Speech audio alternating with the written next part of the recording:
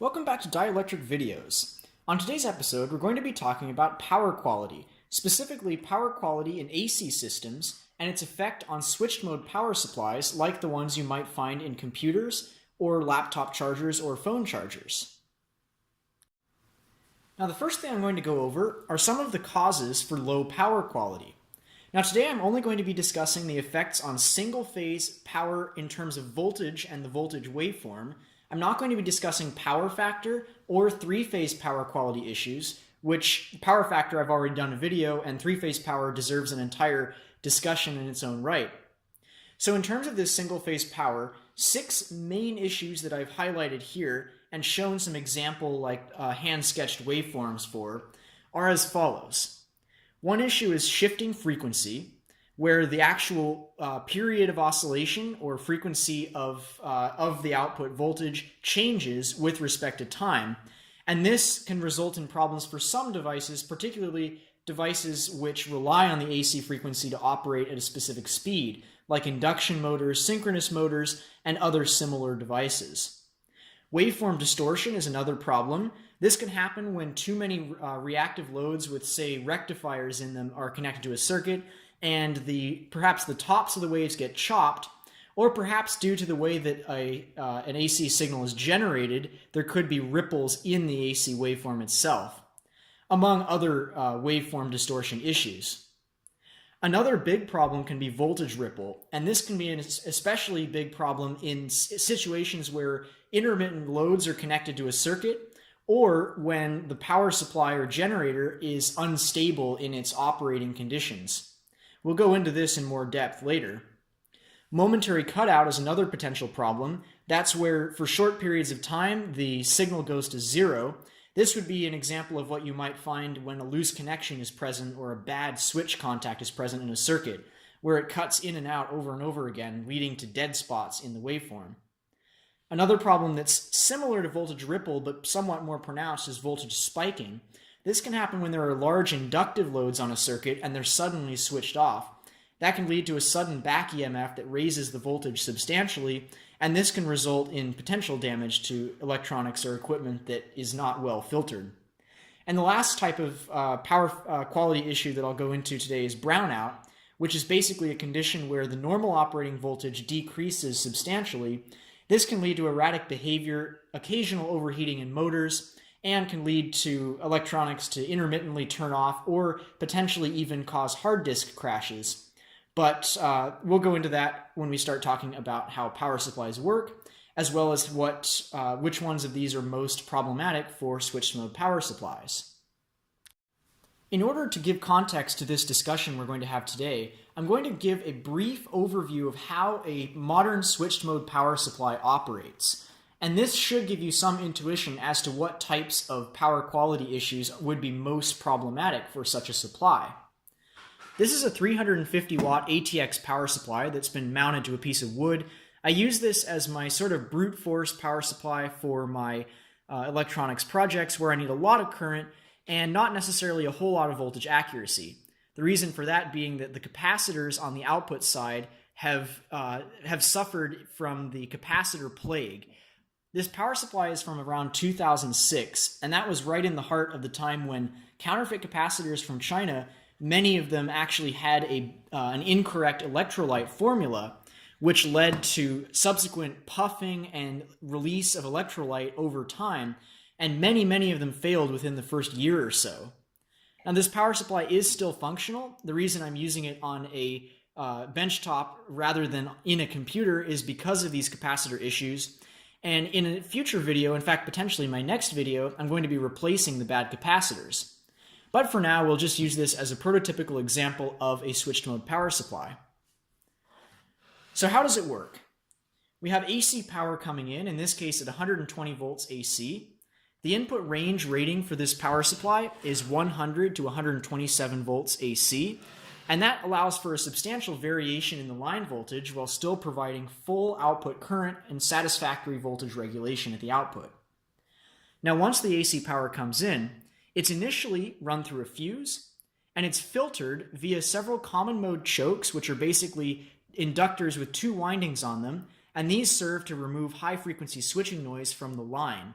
That's an FCC requirement to make sure that the line noise output of the power supply is minimal. There are also some small polyester film capacitors here. These serve to reduce the amount of line noise and to mildly correct for any power factor issues that arise from the common mode chokes and from subsequent processing of the signal. Now, in addition, you'll see this small black disc here. This is an NTC thermistor, or negative temperature coefficient thermistor, and what this does is it serves to limit the inrush. When it's cool, when its temperature is low, it has a relatively high internal resistance, which limits the inrush of current into the power supply until it finally heats up, at which point its resistance decreases, and as a result, the power supply begins to can derive as much current as it needs to from the line. Now, once it's filtered adequately, the AC power is then fed to a rectifier. Now, this is a full bridge rectifier, just like any other. It'll be rated for between 4 and 5 amps, since this is a 350 watt power supply. And the bridge rectifier converts the AC signal from the input to a DC signal. And of course, that DC signal coming out of it is filled with ripple because the rectifier doesn't smooth the output. It only basically takes the absolute value of the AC signal and provides that as an output. That's where these two large electrolytic capacitors come in. These are connected such that the output of the rectifier is filtered so that you can get a smooth DC supply at whatever the peak voltage of the input supply is. Now, that's really important to note. If you have 100 volts going in, you're going to get about 1.4 times that because this is the RMS voltage coming in, and the rectifier is going to take the absolute value and filter that, thus giving the peak voltage. So for 100 volts, the peak voltage would be about 141 volts. For 120 volts, it would be around 170 volts DC. So once it's filtered, we have this clean 170 volt DC rail available to the power supply. Next, a large switching transistor, which is controlled by an integrated circuit, switches that very, very quickly at probably between 10 and 100 kilohertz through this large ferrite core transformer. Now, this large ferrite core transformer, which I'll flip around to show, is the main voltage decreasing element in the circuit. It's taking our main voltage from these capacitors and it's stepping it down to a lower voltage, which can be further processed later on.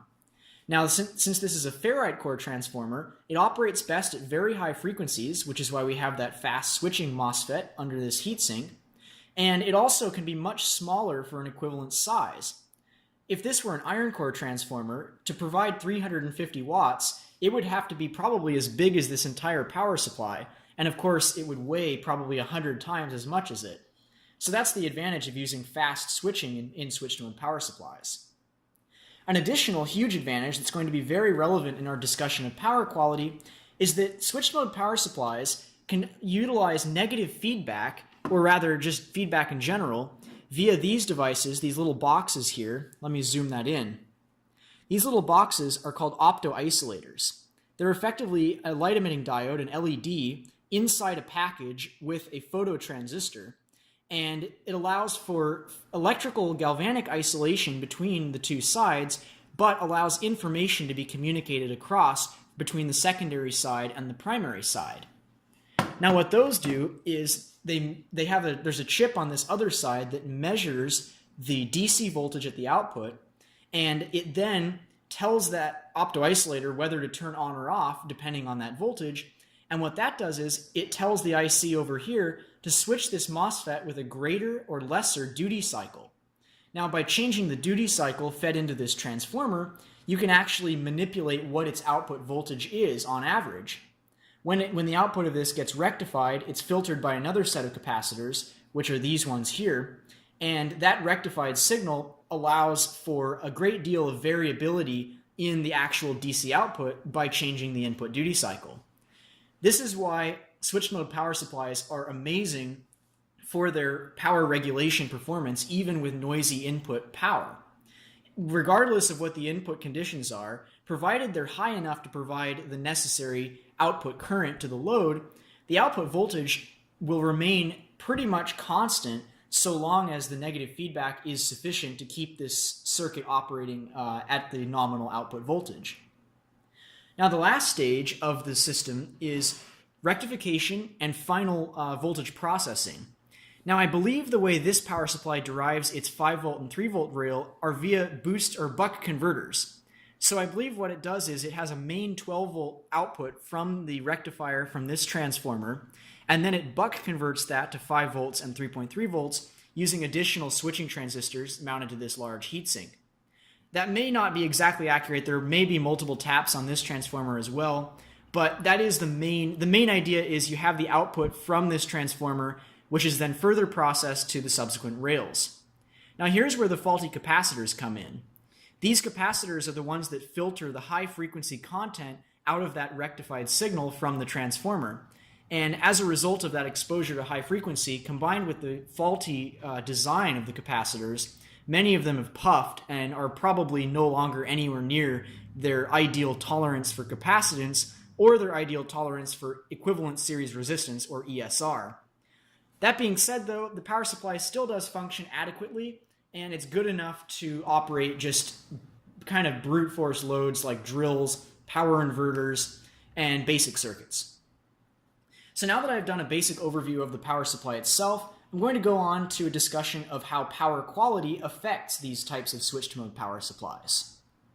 So we'll sequentially go through each of these potential problems and determine what effect it would have, if any, on the performance of the power supply. We'll go with frequency shift first. In terms of all of these issues, frequency shift is probably the least concerning thing from the perspective of a switched-mode power supply.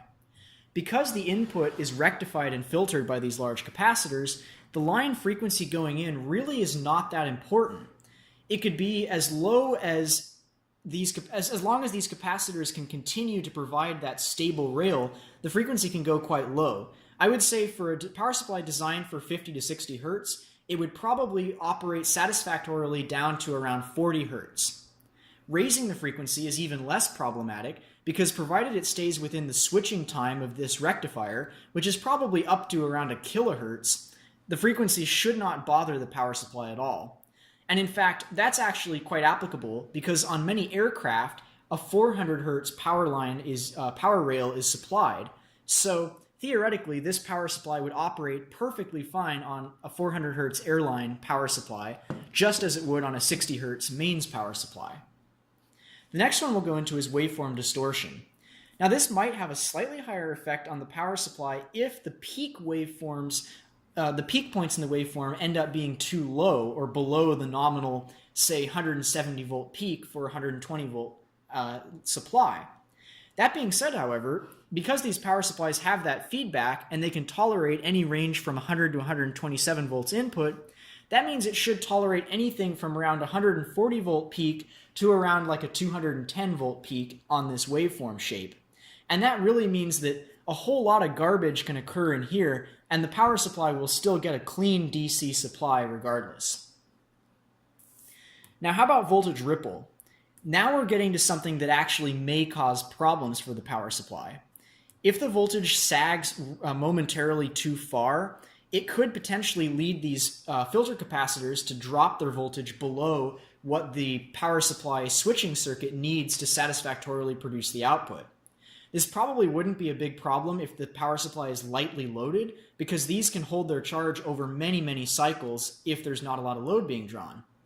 If the power supply is very near to its maximum load, however, these are going to empty out really fast, and having low brownout voltages could be a problem. Now, the opposite problem occurs if the ripple goes too high. If we're seeing voltages that are over 210 volts RMS or so, or peak, I mean, if you're getting peaks in the 220 or 230 volt range, there's a good chance that you could actually damage the switching transistors or the capacitors themselves by allowing the rectified voltage to go too high. Now, if this only happens for a very short duration, particularly if the power supply is under high load, it wouldn't be as much of a problem because they're not going to fill up that high in voltage, and the NTC thermistor, as well as the common mode chokes on the input, will serve to limit that inrush to the capacitors and prevent their voltage from rapidly rising in the event of a spike. So basically, provided the voltage ripple on average stays at the RMS voltage, it shouldn't really be a big problem, but this is where we start having a little bit more concern when compared to the first two issues. Now, a third issue we may run into is momentary cutout. This would have a similar problem to the voltage going too low. If those capacitors drain out during this dead time, you'll get low voltage to the output of the power supply, potentially causing it to either shut down or causing problems for the electronics like faulty logic states or latch up. Although in modern systems this would be relatively unlikely because there are so many watchdog circuits between the power supply and the actual electronic loads that pretty much everything should be taken care of even in the event of a brownout or cutout condition. Now, a voltage spike carries a similar problem to the voltage ripple issue. You get a sudden increase in voltage which could potentially cause damage to the switching elements or the capacitors in this circuit. The rectifier should be rated quite highly in voltage, so that shouldn't be a huge problem for it, but something that could be adversely affected are the power factor correction capacitors.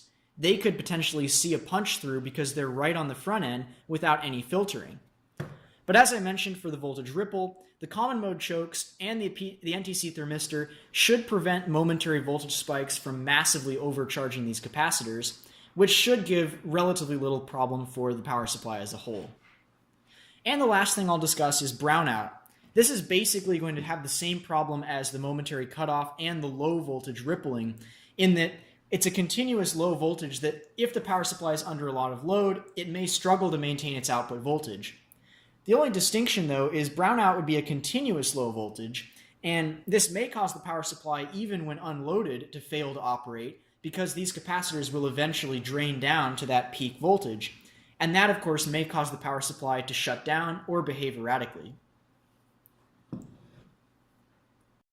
Here's a reason why you might want to know about what effects low-quality power has on switched-mode power supplies. This is an old-fashioned 3500 watt electric generator with a gas engine on it.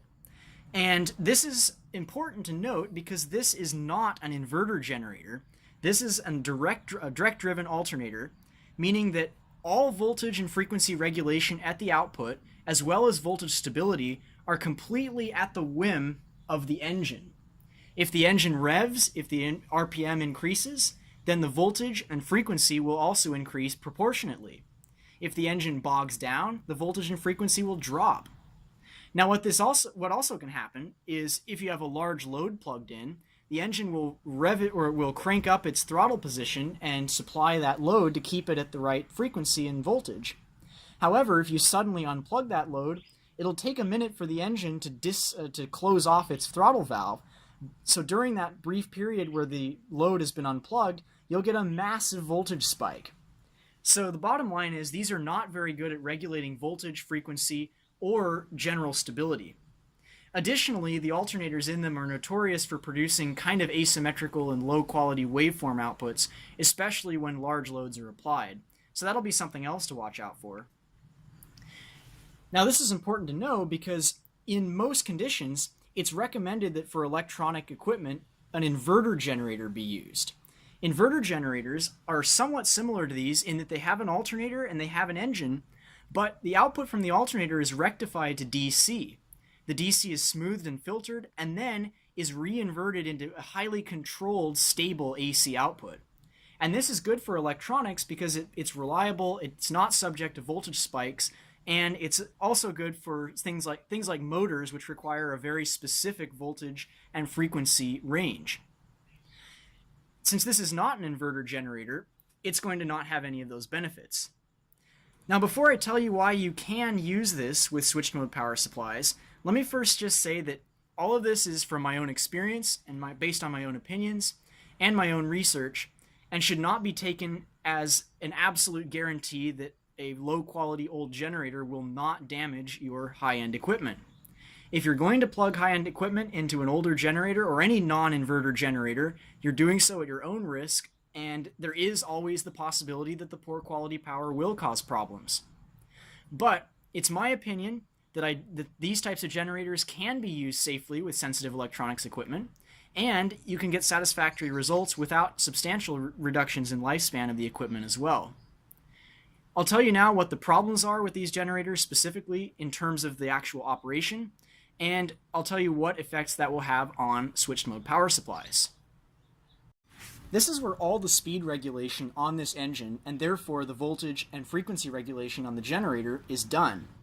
This governor control is controlled by a mechanism inside the engine, and it's designed to set the carburetor's throttle valve such that the output shaft speed will be set to a specific value. In the case of this alternator, the nominal operating frequency or shaft speed is 3600 RPM. That gives you an output of 60 Hertz, that is 60 rotations per second, and the generator is wound such that at that speed, the nominal voltage will be 120 volts. Obviously, that will go up when it's unloaded, and it'll go down when it's under high load, but it should stay ideally within plus or minus 10%. Now, this is a pretty old generator, and the carburetor hasn't been rebuilt in quite a while, so it could be subject to an issue called surging. Surging is the condition where the engine will rev up, the governor will kick in and close off the carburetor, it'll slow down excessively, so it'll pop back open again, but it'll get out of sync and it'll never reach an equilibrium point. Instead, it'll continue to go vroom, vroom, vroom over and over again. And this leads to the condition of unstable voltage, wherein the voltage goes up and down and up and down, and the line frequency changes accordingly. Now, like I said, the switched mode power supplies have internal feedback, so provided that voltage stays within their tolerance from 100 to 120 volts, or in the case of a universal power supply, from 100 to 250 volts, it should be absolutely fine. Of course, that is putting a little bit more load on all of the switching apparatus, having it constantly increase and decrease and increase and decrease its switching power, so you might get a little bit of decrease in lifespan if you do this for a long time, but provided you stay within the tolerance of the input of the power supply, I see no reason why this should be a likely cause of severe damage to the supply. The other big problem I mentioned earlier is if you disconnect a load, this thing will already have been at full throttle or near to full throttle, and it'll suddenly rev up before the governor has a time to close it off. Additionally, the generator is a big inductor, and when you suddenly disconnect a load from an inductor, the voltage spikes momentarily. If that spike is severe enough, it could potentially damage a switched mode power supply. But, as I mentioned before, the input filtering, as well as the large filter capacitors, should keep momentary surges to a minimum effect on the actual DC rail supply voltage to the switching elements. So once again, this is a reason why inverter generators would be better, but I don't necessarily think it's cause for concern for operating it either. So now that I've gone over the basics of the concerns about power quality and switch mode power supplies, let's do a bit of a test with a switch mode power supply. So here I have the oscilloscope hooked up, and I also have a 400 watt Centec power inverter connected to a 100 watt light bulb. Now this is a 350 watt power supply, so the light bulb is only going to load it to about 30% capacity. However, this will be a very good test of the performance of the output stage and the feedback, particularly because of the bulged and damaged capacitors. A power inverter is probably about the most difficult load you could possibly drive with a power supply with damaged capacitors, because it constantly draws big pulses of load in order to generate that high frequency switching that steps the voltage up to the higher voltage. So what we're going to do now is we're going to connect it, take the black side here, which goes to this wire, and connect it to the ground. Get a nut and attach it all the way on here.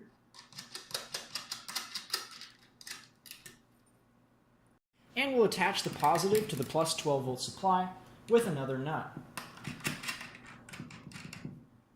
So now I've connected the oscilloscope probe leads such that one is connected to the 12 volt output of the power supply and the other is connected to the AC mains supply.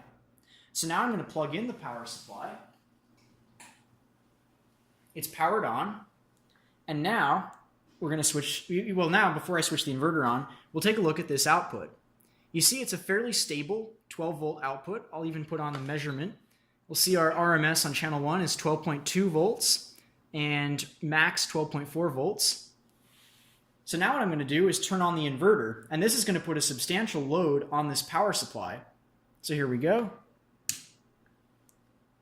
Waiting for it to kick on. Now the light bulb is on. As you can see, there's a fair bit of ripple, and this corresponds roughly to the switching frequency at the output of the inverter, where it's drawing in large amounts of current.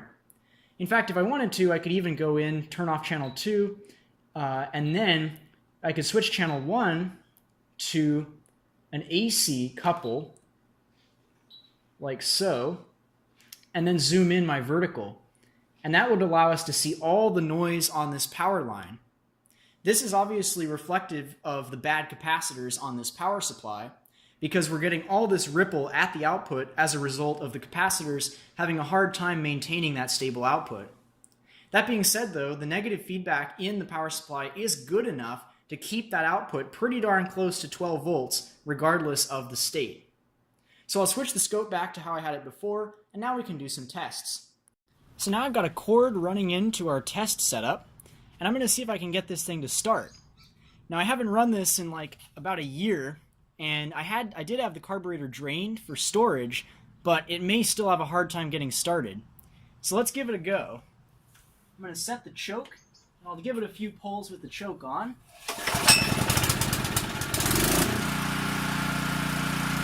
Well, that didn't take much. Well, I don't think I've ever had a generator start that easily in one go after being stored for a year. Go figure. Now here's what we want to look into. As you can see on the scope, this waveform is horrendous. It's not a sinusoid at all. It's a triangle wave, and it's got a ton of noise on it. I mean, it is just a terrible waveform. Now, if we go to our measure, we can see that we're getting roughly 128 volts because we're not loading it at all. And so it is within tolerance of the power supply. Our voltage is okay. Well, it's a volt over, but it'll be fine. But you can see that waveform is terrible. So keep in mind, well, as we said, the actual shape of the waveform does not really matter. It's the Vmax that matters. Vmax is 232, which is pretty high, but I think once we get this loaded down, we're going to see that this is not as much of a problem for our power supply. The other thing is we're not seeing any major brownouts or major ripples. We're going to change that by actually inducing some surging later on. But first, let's just see how the power supply behaves and see what happens when we start the inverter. So I'll turn the inverter off to begin with, and now we'll just turn on the power supply. Our rail is right up at 12.2, very stable. We'll turn on the inverter. And our light bulb is on. As you can see, though, the waveform has changed dramatically. Those sharp clips on the tops and bottoms have turned into a little bit more rounded off outputs because of the rectifier drawing power at the peaks. Our output is just as stable as it was before, though, and we're not having any problems here. So now what I'm going to do is I'm going to go out and intentionally surge the generator to see what happens to the output rail. Now, in order for us to see the effects, I'm going to change the time base so that it paints across the screen. Now remember, when you see that voltage drop, and I'll turn off the measure here, when you see this thing get smaller, that means the input voltage has dropped. And when you see it get bigger, it means the input voltage has risen. The yellow line is, of course, going to then reflect what the output voltage is under load. So I'm going to go rev install the engine, and let's see what happens to the power output.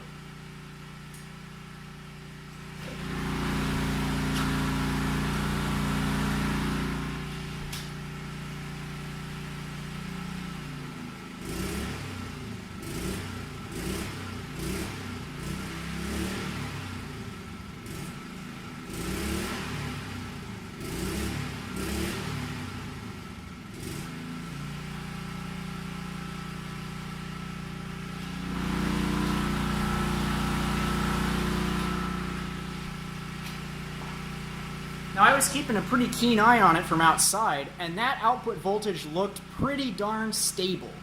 I mean, we revved that thing way up and down, and that yellow line stayed right where it was.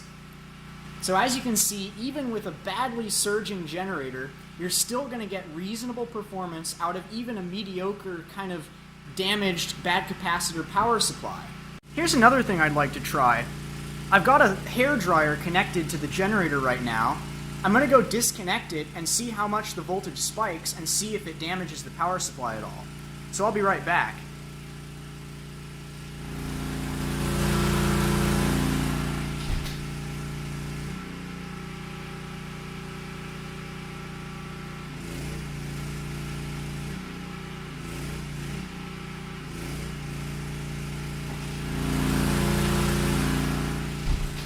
just switched it on and off several times, and it had almost no effect on the output voltage. No spiking or any severe surging whatsoever. So that is, of course, the big question. Can you run switched mode power supplies on non-inverter generators? And although, of course, I have to tell you for my own liability's sake that you shouldn't do that, and it's probably not a good idea, you'd be doing so at your own risk, my opinion and my anecdotal experience is that it will work just fine.